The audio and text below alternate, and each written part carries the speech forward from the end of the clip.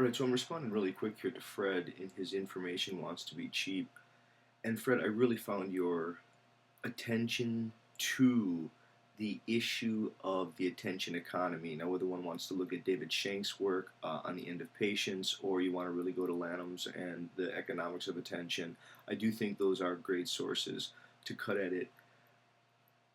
If one starts to totally saturate an environment with a message, one's message becomes environmental but potentially meaningless. I think that's part of it.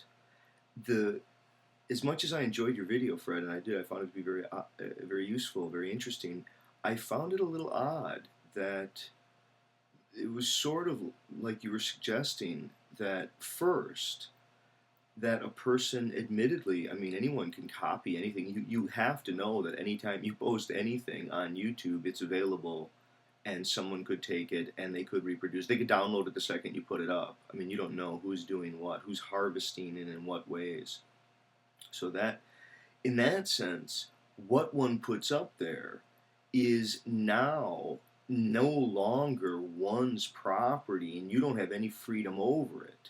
Okay? But now if I take down my own stuff, how is that a constraint on another person's free speech? I do think there is a very, and I see it here on YouTube, people are they seem to be conflating the right quotes to be heard with the rights quotes to speak. And it does relate to this economics of attention. Many people, what they want is to use a platform which will get them an audience. But that's not really free speech, is it? Is free speech issues of amplification? I think if it is, that starts to really raise questions. That means ultimately, given the economics of attention, no one can have free speech because not all voices can be heard.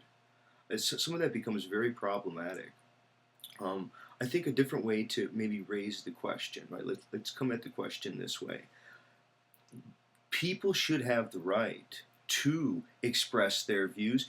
If people want to access other people and shoot their own videos, if someone's comments get deleted, they can still post those comments elsewhere. They can go back to their file and repost what they've said. They can catalog something. Now, will it be seen? Will it be heard? Whose problem is that?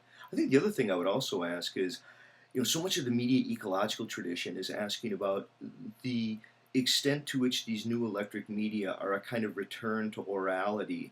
And literacy and book culture did have a kind of permanence, but the oral word never did.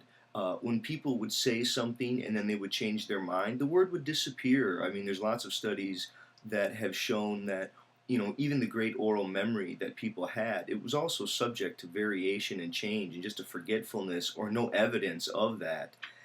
So when you look at, what happened from oral societies into literate with notions of private property and permanent intellectual substance and sort of stuff, those weren't really apparent. Those were sort of impossible in the oral world. Now, as we move to YouTube, when people post a video and then it seems in one way it's a return to an orality because, hey, people can delete it, they can change whatever, they can pull things out. But there also is this kind of museum-like subconscious of all of the records of things that are floating around. But end of the day, it seems like all this is just happening in the participant's mind. I wonder who pays attention. Does anyone have the time to pay attention to who said what to whose comment to trace all this line down? It's ridiculous. When I first got onto YouTube, I imagined that I was going to post these videos and once I had subscribers, everyone was going to go and watch all my videos. I was foolishly imagining that YouTube was like book culture. It's kind of that way. It was a little bit that way, but it's probably more that there is this wave that you have to be able to follow because new videos are being uploaded every day. People don't have enough time to go back and watch your old videos. Why? Because there's new videos coming out, and that phenomena is going to get worse and worse and worse. Okay, so those are some thoughts about questions of, is free speech the same as right to be heard? And I'm not silencing anyone. If I remove stuff, they can go post it. Who's doing a silencing? Some of that's sort of odd. I wonder if it isn't a return to a kind of orality.